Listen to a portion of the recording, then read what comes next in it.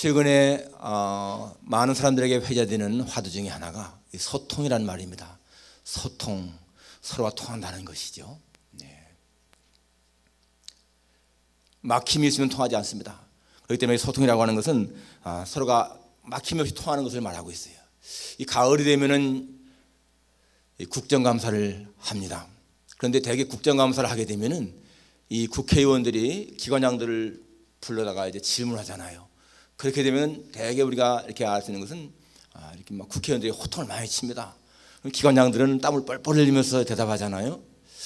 예, 국정감사가 참 무서운 것인데 이번에 세민년의 홍모 의원이 이런 주장을 했어요. 야, 우리가 국정감사 하는데 호통만 칠 것이 아니라 소통으로 하자. 호통이 아니라 소통하는 그러한 국정감사하자. 그래서 그는 기관장들을 불러다가 이렇게 호통치는 것이 아니라 이메일을 통해 가지고 하는 그런 것을 시도한다는 말을 하는데 아무튼간에 정말 호통이 아니라 소통하는 국정감사였으면 참 좋을 것 같아요. 여러분, 이순신 장군을 주제로 했던 그 명량이라고 하는 영화가 1754만 명의 관객을 동원했습니다. 한국 영화 기록을 깨트린 것이죠. 그전에는 2009년도에 아바타라고 하는 영화가 1360만 명을 기록해서 기록이었습니다. 기록. 그리고 그전에는 2006년도에 나왔던 그 괴물이라고 하는 영화가 1300만 명을 돌파했거든요. 그러니까 해마다 이렇게 기록 깨트리는데 아마 정확하게 1754만 4104명 이 기록이 언제 깨질지는 모르겠습니다. 기록이기 때문에 깨지겠지만은 아마 굉장히 어려울 것 같아요. 한참 걸릴 것 같습니다. 그런데 여러분, 이 명량이라고 하는 영화가 왜 그렇게 흥행에 성공을 하고 기록을 세웠는가? 마찬가지로 관객과 소통이 된 것이죠. 관객과 공감을 같이 불러일으킨 것입니다. 여러분, 이 설교도 마찬가지예요. 설교도 여러분과 제가 소통이 통하고 공감대를 이루게 되면은 여러분도 은혜 받고 저도 은혜 받는 거예요. 소통이 안 되면은 막히게 되면은 은혜가 안 되죠. 저는 말로써 표정으로 행동으로 여러분에게 하는 것이고 여러분들은 눈빛으로 표정으로 마음으로 이게 통하는 것입니다. 공감대가 이루어져야 돼요. 소통이 잘 되어야만이 은혜가 되는 거 아니겠습니까? 여러분, 정말 이 명량이 왜 그렇게 사람들에게 관객에게 공감을 불러일으켰을까? 왜 소통이 잘 되었을까?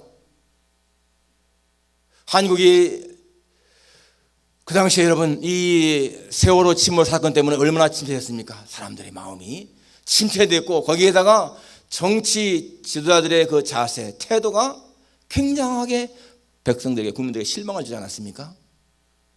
정말 정치 지도자 저래야 될까 하는 그런 실망을 했는데 여러분, 이순신 장군을 통해서 뭘 받았어요? 사람들이 이순신 장군은 억울하게 모함을 당하고 고문을 당하고 정말 주리를 그렇게 틀면서 고통을 많이 당하는데도 다시 백의종군을 하게 되고요. 12척밖에 안 남았는데 그 배들 가지고 싸움터 나가려고 하잖아요. 아들까지도 반대지 않습니까? 아버지 전쟁에 승리해도 왕은 아버지를 버립니다. 그렇습니다. 선조는 무능한 왕이었습니다. 정말 선조는요, 이 이순신을 시기하잖아요. 시기. 그래서 이순신을 죽이려고 몇 번을 시도합니다. 신하들이 말리지 않았으면요 죽였을 거예요. 그렇게 왕에게 미움을 당하고 죽임을 당하는 그런 위기에 처해도 왜 이순신 장군이 전쟁에 나갑니까? 한 가지인 거예요. 백성에 대한 사랑, 나라에 대한 사랑입니다. 자기는 몸이 그렇게 망가지고 해도 내가 저 일을 막지 않으면은 우리 백성들이 고난을 당한다. 나라가 망한다. 그것 때문에 싸우잖아요. 그게 보는 사람들의 관객의 마음에 공감을 불러일으킨 거예요. 이 시대에도 저러한 지도자가 있어야 되는데 정말 저러한 지도자, 사심없이 백성을 사랑하는, 나라를 사랑하는 지도자가 있어야 되는데 그게 사람들이 막 몰리는 이유 아니겠습니까? 사람이나 사회나 어떤 조직이든지요, 통해야 잘 되는 거예요. 통해야 살 수 있고요, 통하지 않으면 안 됩니다. 여러분, 우리 몸속에도 혈관의 피가 잘 통해야 건강하잖아요. 혈관이 막히게 되니까 심장마비가 오고 뇌경색이 오고 뇌졸중이잖아요. 신경이 잘 이렇게 통해야만이 되는데 신경이 막혀버리면 전신마비가 오지 않습니까? 우리가 운전하고 다닐 때 보세요. 트래픽 잼 만나게 되면 얼마나 답답하고 화가 납니까? 짜증 납니까? 지금 약속 시간은 늦는데 차가 딱 막혀 있어요. 사고가 나가지고. 그러면 얼마나 답답해요. 그냥 가다가 섰다가 그러다가 사고 지점을 통과해서 앞이가 뻥 뚫리게 되면 마음이 얼마나 시원합니까? 통하면은 좋고요, 막히면은 기분이 안 좋은 거 아니겠습니까? 여러분, 가정에 불화가 있는 것, 갈등이 있는 건 뭡니까? 부부간에 막혀 있는 거예요. 안 통하는 거예요. 대화가 통하고 생각이 통하고 사상이 통하고 뭐 통해야 되는데 이게 꽉 막혀 있으니까 불화가 생기게 되고요, 대화가 안 되니까 짜증이 나고 갈등이 생기고 그러지 않습니까? 사람 몸에 기가 흐르잖아요. 기가 잘 흘러야만이 건강한데 기가 막히면 어떻게 돼요? 기 막힌다 하잖아요. 기가 막히면 어떻게 됩니까? 절도하잖아요. 절도가 뭐예요? 기절은요, 기가 절단됐다, 기가 막혔다, 그것입니다. 기가 막히니까 기절하는 거예요. 절도하는 거예요. 모든 게 막히면 안 된다는 얘기예요. 그런데 여러분, 이렇게 우리의 몸이나 그런 것만이 아니라 우리의 영도 마찬가지입니다. 우리의 영이 막히면은 안 되는 거예요. 영이 막히면. 영이 잘 통해야 됩니다. 우리가 신통하다라고 하는 말은 뭡니까? 옛날에 신통하다는 말은 귀신과 통한다, 그 말이거든요. 신통하다. 그건 아주 영리하고 지혜로운 걸 말하지 않습니까? 그러니까 신과 통하니까 그런 거예요. 우리 하나님과 통하는데, 하나님과 통하는 거, 영통. 하나님과 통하는 거. 이 영이 잘 통할 때 여러분, 우리는 건강한 삶을 살 수가 있는 거예요. 영이 막힌 사람들, 하나님과 영이 막힌 사람들은 영적으로 무지하고요, 영적으로 어둡습니다. 그러니까 하나님에 대해 말할 때 너무 이해를 못하는 겁니다. 그런데 영이 통하는 사람들은 하나님에 대한 그 생각이나 이런 게 아주 다 열려있기 때문에 하나님 말씀을 읽을 때에도요, 그 말씀이 달게 느껴지는 것이고, 예배에 참석하게 되면 예배가 기쁨이 되는 것이고, 설교를 들을 때 그 말씀이 귀에 들어와 은혜가 되는 것이고, 모든 게 잘 되는 거예요. 여러분, 대단히 죄송한 말씀이지만은 성경 읽기가 정말 싫다, 하나님과 안 통하는 사람들이에요. 하나님과 통하는 사람들은 성경을 읽을 때 기쁨이 있습니다. 제가 목사 되기 전에 직장 다닐 적에 저는 이 성경, 차를 타고 다니면서 이 버스 타는 시간, 이 전투 타는 시간, 이 시간이 가만히 있으니까요, 너무 아까운 거야. 그때 생각이 난 것이 성경책 창세기, 그 당시 새로 쓴 성경이었는데 창세기 딱 뜯어가지고서요, 앞뒤에 표지를 딱 붙여가지고 반 딱 이렇게 접어가지고 여기 딱 넣는 거예요. 창세기. 그러면 가서 전철 타든 버스 타든지 간에 서 있는 시간, 앉아 있는 시간 딱 빼가지고요, 그것이요, 얼마나 많은 성경을 읽었는지 모르겠어요. 정말 성경이 송이 꿀처럼 달다라고 느끼는 그러한, 하나님과 통하는 사람들은 기도할 때든지 찬양할 때든지 여러분, 하나님과 통하기 때문에 기쁨이 있는 거예요. 그러니까 하나님과 안 통하는 사람들은 이 모든 예배라든지 하나님과 관계된 것들이 너무너무 답답하고 재미가 없고 무료하고 그러지 않습니까? 안 통하니까 그런 거예요. 오늘 본문에 여러분 뭐라 나옵니까? 성령을 따라 행하라, 성령을 따라 행하라. 이 말은 성령과 소통하라, 그 의미가 같은 것입니다. 성령과 통하는 삶을 살라라는 것입니다. 왜냐하면은 그 다음에 보니까 성령을 따라 행하라, 그리하면 육체의 욕심을 이루지 아니하리라. 성령과 통해야 육체의 욕심을 이루지 않는다. 여기 나오는 육체의 욕심이 뭐예요? 육체의 욕심 보니까 그 다음에 보니까 육체의 소욕은 성령을 거스리고 성령은 육체를 거스린다. 육체의 소욕과 성령은 상극이라는 거예요. 상극. 그래서 육체의 욕심을 따라가게 되면 성령을 막게 되는 거예요. 그런데 여러분, 정말 육체를 따라가는 삶이 우리를 행복하게 한다면 좋겠는데 그것이 절대로 우리를 행복하게 하는 것이 아니라는 거예요. 육체를 따라가는 삶은 우리를 망가뜨리는 삶입니다. 여기 나오는 거 보십시오. 그 다음에 뭡니까? 음행, 더러운 것, 호색, 우상숭배, 술수, 여기 뭐 원수 맺는 것, 분쟁, 시기, 분냄, 당기는 것, 분열, 이단, 투기, 술 취함, 방탕함, 이런 것들을 보십시오. 그런 것들이 우리의 삶을 행복하게 한다면 좋겠는데 그러한 것들이 우리의 삶을 망가뜨린다는 거예요. 그런데 성령을 따라 행하지 않으면 거기에 따라가는 거예요. 여러분, 우리의 영혼은 중간지대가 없습니다. 하나님을 따르느냐 마귀를 따르느냐 중간지대가 없어요. 나는 뭐 하나님도 안 믿고 깨끗하게 살겠다, 안 되는 것입니다. 우리의 영혼은요 중간지대가 없습니다. 하나님인가 마귀인가 끌려 살게 되어 있어요. 끌려 살게. 그러니까 하나님 없는 인생은 아무리 깨끗한 것처럼 보이지만은 육체의 욕심을 따르지 않을 수가 없다는 것입니다. 이 육체의 욕심은 뭐예요? 동물적인 본능대로 사는 거예요. 동물적인 본능대로. 그렇기 때문에 절대로 여러분 우리를 행복하게 할 수가 없다는 것입니다. 여러분, 육체의 욕심은 순간적으로 우리를 행복하는 것처럼 보여요. 기쁘게 하는 것처럼 보여요. 마치 딸기에다가 꿀을 발라놓은 것, 독이 있는 딸기에다가 꿀 발라놓은 것처럼 겉에 그 꿀 때문에 달게 느껴지지만은 딸기를 먹게 되면 속에 독 때문에 죽는 것처럼 여러분 육체의 삶은 그렇다는 것입니다. 사람의 유형은 몇 가지가 있어요.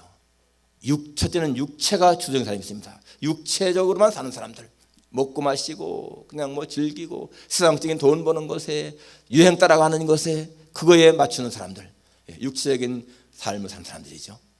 또 한 사람들은 이성이 주도하는 사람입니다. 합리적으로 옳고 그름을 딱 구분하면서 깨끗하게 도덕적으로 사는 사람들, 그런 사람도 있습니다. 이성적으로 사는 사람들. 또 한 가지는 뭡니까?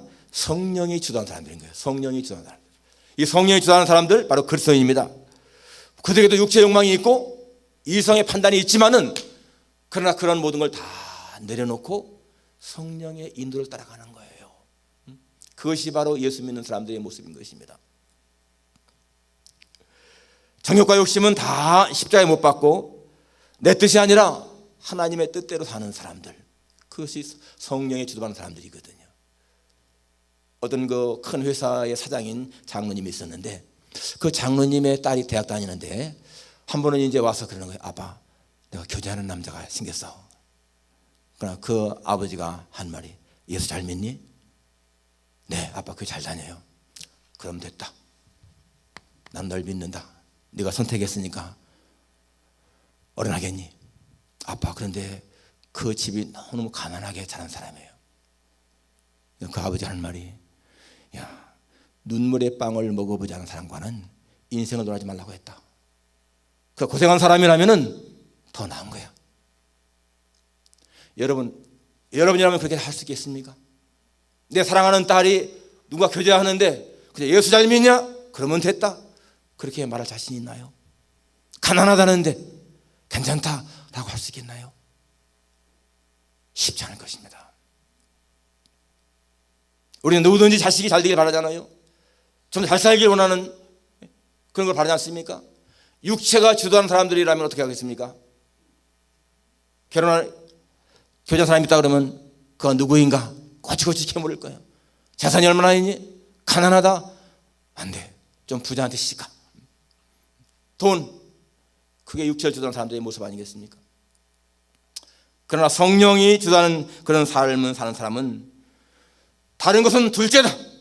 중요한 것은 그가 신앙이 있는가? 하나님을 경외하는가? 예수님 잘 믿는가? 다른 건 다 없다 할지라도 마지막 절대로 놓칠 수 없는 한 가지, 그가 정말 하나님을 아는 사람인가? 그럴 거 아니겠습니까? 그것이 예수 믿는 사람들의 모습이거든요. 여러분은 무엇을 의지로 살고 있습니까? 정말 무엇이 여러분의 인생에 가장 중요한 것으로 생각하고 있어요? 이 장로님처럼 다른 것은 없어도 이것만 있어야 된다. 정말 그것이 신앙인가요? 그것이 믿음인가요? 그것이 하나님인가요? 정말 예수님인가? 성경 분명히 말씀하고 있습니다. 너희는 먼저 그의 나라와 그의 의를 구하라. 그러면 이 모든 것을 너에게 도와주리라. 예, 우리가 정말 하나님을 바르게 경외하면은 하나님은 그 나머지 다 주신다는 거예요. 약속입니다. 여러분, 공산당 선언 자본론을 썼던 칼 마르크스라고 하는 사람은 좋은 사람이었습니다. 그는요 어떻게 하면은 이 세상의 사람들이 잘 살 수 있을까를 생각했던 사람인 거예요. 어떻게 하면 이 세상 사람들이 행복하게 살 수 있을까 생각하는 사람입니다. 왜 사람들 사이에 싸움이 있고 미움이 있고 시기가 있고 그런가? 그는 동물 세계를 보면서 깨달은 게 있습니다. 동물들을 보니까 배고플 적에는 고기 하나 던져지면 그 고기를 먹으려고 서로 막 싸우는데 배가 부르고 나니까 이 동물들이요 싸움이 없어요. 사자는 토끼 한 마리 잡기 위해서 막 날뛰지만은 배가 부르고 나면은요 그 앞에 토끼가 왔다 갔다 해도 본체도 하지 않아. 문제는 이게 빵이구나. 인간 세계도 인간 세계에 행복을 주는 것이 이게 빵만 있으면 되겠구나. 경제 문제 그리고 이 세상에 평등한 분배가 안 되니까 문제가 있구나. 그래서 여러분 그가 만든 것이 뭐예요? 공산당 이론 아니에요. 모든 사람들이 평등하게 분배 잘 먹고 살면은 잘 살 수 있다. 근데 여러분 정말 기가 막힌 것 같이 보이지만은 거긴 칼 마르크스가 알지 못한 것이 하나 있습니다. 사람은 동물과 다르다는 거예요. 동물은 배만 부르면은 만족하지만은 사람은 육체의 배만 부른다고 해서 만족하는 것이 아니라는 것입니다. 왜? 성경에 보니까 잠언 3장 11절에 하나님께서 모든 것을 지으시되 때를 따라 아름답게 하셨고 사람에게는 영혼을 사모하는 마음을 주셨느니라 라고 했습니다. 사람에게는요 영혼을 사모하는 마음이 있는 거예요. 영혼을 사모하는 마음, 영적인 것, 하나님의 세계를 사모하는 마음이 있는 거예요. 아무리 배가 불러도 이 하나님의 세계에 대한 갈증이 채우지 않으면 만족을 못합니다. 그러니까 사람들은 아무리 배가 부르고 재산이 많다 할지라도 더 가지려고 하는 욕망이 있기 마련인 거예요. 동물들은 배가 부르면 만족인데 사람은 그렇지 않습니다. 더 가지려고 그래요. 왜? 갈증 때문에. 이게 영적인 갈증인데 그걸 자꾸만 육신적인 것으로 채우려고 합니다. 영혼이 채워지면 만족하는 것인데 자꾸만 육신적인 것을 채우려고 그래요. 예수님 요한복음 4장에서 뭐라고 합니까? 여인에게, 수가성 여인에게 이 물을 먹는 자마다 다시 목마르려니와 내가 주는 물을 마시는 자는 영원히 목마르지 아니하리라. 여러분 그 물이요 단순한 그 우물물이 아닙니다. 그 여인이 자기의 만족을 위해서 남편을 몇 번이니까 이렇게 바꾸는 그러한 삶, 그게 그 우물물 마시는 거예요. 그렇게 아무리 해도 만족할 수가 없다. 내가 주는 물을 마시면은 영원히 목마르지 않다. 영적인 것으로 만족을 채워야 한다는 것입니다. 그런데 사람들은 자꾸만 그 영적인 것을 채워야 되는데 육신적인 것으로, 물질로, 쾌락으로 자꾸만 채우려고 해. 만족이 없다는 거예요. 만족이. 자꾸만 악선이 반복됩니다. 그러니까 여기 본문에 나오는 여기 뭡니까? 음행, 더러운 것, 호색. 여러분 오늘 세상의 모든 사회들이요 이 음란 문제, 육체적인 타락 문제가 얼마나 심각해. 그것은요 고대부터 지금까지 마찬가지. 로마 시대에도 얼마나 타락했어. 사람들이 자꾸만 잘못된 곳에서 왜냐하면 무엇인가 갈증이 있어요. 이게 영혼의 갈증인데 그 영혼의 갈증을 알지 못하고 자꾸만 육신적으로 채우려고 하는데 아무리 마셔도 목마른 것처럼요 육신적인 쾌락은 자꾸만 누려도 갈증이 해소되지 않아. 근데 여러분 우리 찬송가 438장 뭐라고 나옵니까? 438장 뭐죠? 처음에 어떻게 하죠? 438장이 어떻게 부르더라? 내 영혼이 은총 입어 중한죄짐 벗고 보니 슬픔 많은 이 세상도 천국으로 와닿다. 내 영혼이 은총을 입어서 중한죄짐을 벗고 나니까 분명히 이 세상에 슬픔은 많은데 슬픔 많은 세상이 천국으로 변하는 거예요. 세상은 안 변했는데 내 마음이 변하니까 세상이 천국으로 변합니다. 주의 얼굴 뵙기 전에 멀리 보던 하늘나라 내 마음속에 이루어지니 날로 가깝도다.